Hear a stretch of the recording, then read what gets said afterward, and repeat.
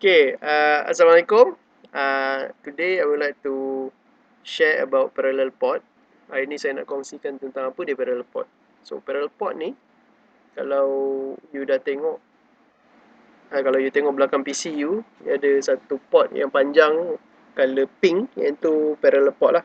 Kalau you dah tengok video yang saya share tu dalam TikTok tu, dia color pink 25 pin. Color pink 25 pin. Okay, they have 25 pin at the back of your PC. However, walau bagaimanapun, parallel port ni juga di sebahagian daripada legacy port. Legacy ni port zaman dulu lah, ni zaman batu punya parallel port. So, kebanyakan PC yang sekarang ni tak ada parallel port. So, kalau awak beli PC baru, you won't have any parallel port unless you beli additional ataupun external, bukan external, additional, dia ada card dia lah. Card dia untuk parallel port. Tapi usually orang tak jual lah parallel port sebab tak banyak device yang support parallel port. However, kita belajar parallel port, kita berbincang tentang parallel port sebab parallel port is the most basic of communication lah. Basic PC communication, parallel port. Okay? Right. So parallel port dia ada up to 9 bit of input and 12 bit output. Okay, salah satu OR. Jadi itu OR at any given time. Dalam satu masa awak boleh sampai 9 input atau 12 output. Okay, so bayangkan kalau awak nak, so just imagine kalau you want to, if you want to send 8 bit of data, kalau awak nak hantar 8 bit data, so you need 8 pin. Sebab satu pin tu untuk satu bit. Okay, faham So it require minimal external circuitry. Okay, kelebihan dia is dia tak perlu circuit yang complicated. Okay, to implement many simpler tasks. Task dia memang pun yang simple-simple je. It composed of 4 control lines, 5 status line and 8 data lines. Lines ni nanti kita tengok je lagi pembahagian dia. Daripada 25 pin tu dia bahagi kepada 3, tak termasuk ground lah. Dia bagi kepada 3 line iaitu control, status dengan data. Nanti lagi the next slide I will show you. Dia ada back LPC macam saya cakap tadi, ada back LPC D-type 25 pin, dia ada 25 pin warna pink lah. Okay, yang belakang tadi kalau tengok video dekat belakang PC tu, dia adalah jenis female. Okay, kenapa dia jenis female? Kenapa kita panggil dia jenis female? Jenis female ni maksudnya pin kat belakang PC tu dia jenis lubang-lubang. Which means your connector tu kena ada pin lah. Kena ada pin yang pin lah. Pin yang seketul-seketul lah. 25 pin. Sebab male akan masuk pada female. Okay. Dia tak boleh male dengan male atau female dengan female. Okay. Ni bukan LGBT lah. Right. So newer parallel port are standardized under IEEE 1284 standard. Okay, dia ada 3 mode operation, 3 mode operasi. This one you boleh pilih SPP, EPP, ECP. So where you want to change, kat mana awak nak tukar, usually masa dalam BIOS. So once the PC start, you click certain key to enter the BIOS, sama ada delete ke ataupun F1 ke F2 dia, depends on the motherboard lah, depends on the BIOS system dia. Tekan key tu dan dia masuk dalam BIOS, kat situ you boleh tukar mode dia kepada SPP, ECP ataupun ECP. Right. Ni adalah pembahagian ataupun distribution of pin. Kan ada 25 pin kalau tengok kat sini kan.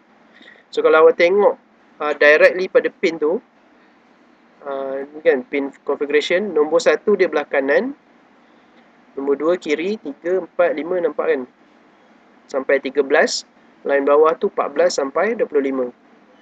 This one kalau you tengok yang female port. Okay, this one yang kita cakap ni, maksudnya yang you tengok ni semua kalau you tengah menghadap female. Which means kalau you tengok ni lubang. However, kalau you tengok yang male punya pun ada nombor juga. Tapi nombor dia start dari kiri ke kanan. 1, 2, 3, 4, 5 dari kiri ke kanan Sebab apa? Sebab kalau you pasang nanti satu akan bertemu satu, dua bertemu dua and so on. Okay? That's why dia mirror. Dia mirror sambungan dia. Okay? So, pembahagian pin kat sini, kalau you tengok kat sini, dia kata kat sini 12 digital output sebab 8 campur 4. 5 digital input. Okay, tadi saya kata 9 digital input. 9 digital input. Okay, 9 tu sebab apa? Sebab yang 4 ni, kan 8 campur 4 ni, untuk digital output ni, 4 ni boleh jadi input, boleh jadi output. Dia bidirectional. Based on mode yang kita pilih tadi. SPP, ECP, EPP tadi. Okay. So, pin nombor 1 untuk pin C ni adalah control port. Pin nombor 2 sampai 9 untuk D. Kalau you if you can see this, D ni D0 sampai D7 ni adalah untuk data line atau data port, data line lah. 10, 11, 12, 13, 15 ni adalah untuk status line atau status port. Yang hijau ni semua daripada 18 sampai 25 ini ground. Okay. So, yang hijau ni semua ground. Yang biru ni semua input. Input. Yang merah ni adalah output. However, untuk control line ni, C0, C1, C2, C3 ni, this one what we call bidirectional. Kalau you tukar dia punya mode, macam saya kata tadi, if you change the mode, dia boleh jadi input. So, it depends on our requirement or our design. Kalau kita ada banyak input, so kita tukar mode kepada yang untuk banyak input lah. Okay, by default, kalau standard printer port SPP mode, this one is output lah. Dia warna biru. Okay, 8 output pin. This one you apa yang saya terangkan tadi, inilah ada kat sini. Okay, the next one is kalau you tengok untuk data line dia tersusun tersusun cantik je. Daripada pin nombor 2 untuk D0, pin nombor 3 D1. Okay, kita belajar basic of data communication 8 bit. Okay, so yang sekarang ni of course kita lebih kepada 16 bit, 32 bit, tapi basic of data communication dia 8 bit sebab 8 bit 1 byte. 8 bit equals to 1 byte. Okay, so that's why dia D0 sampai D7 8 bit. However, kalau tengok untuk status line S3 sampai S7 dia lain sikit. First of all, susunan dia terabur. S3 pin 15, S4 pin 13, S5 pin 12, S6 pin 10, S7 pin 11. Itu satu indikator lah yang membezakan dia. Satu. The other one is dia start dengan S3 sampai S7. Dia tak ada S0, S1, S2 tak ada. Okay, yang tak ada ni what we call internal registry. Dia ada dia punya bit tu ada tapi dia internal. Dia tak ada physical connection to the actual pin. Dia tak ada actual pin. Yang ada actual pin start daripada S3, S4, S5, S6, S7. Tu saja. Okay.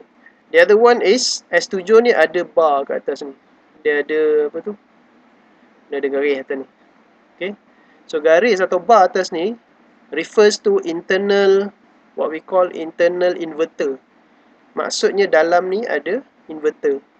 Dalam pin nombor 11 ni ada inverter. So anything yang kita connected to the internal inverter, dia akan invert. Invert ni maksudnya dia akan tukar lah. Dia akan kilas. Dia akan tukar daripada when we talk about status line is input. So kalau kita supply atau kita bagi signal 1, dia akan baca sebagai kosong sebab dia ada internal inverter. Kalau kita supply atau bagi signal kosong, dia akan baca sebagai 1 sebab dia ada internal inverter. So this internal inverter boleh kita solve the issue, nanti kita akan bincangkan pada slide yang lain lah, pada masa yang lain lah. Okay.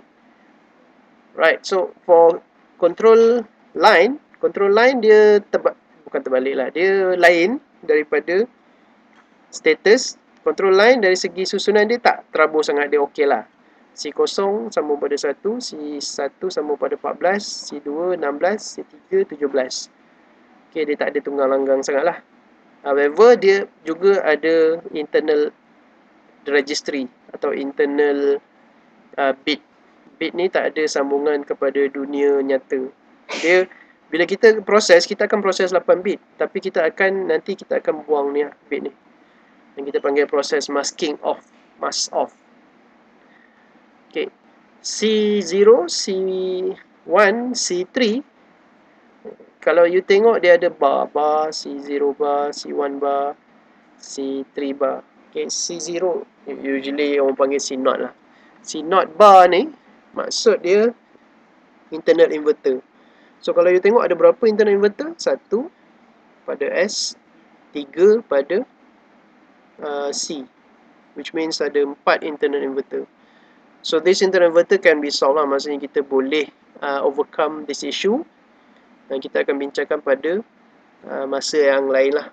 So kita tak akan bincangkan keseluruhan. This one is part 1. Part 1. So akan ada sequel lah. Okay. Right. Itu saja untuk kali ini. Terima kasih.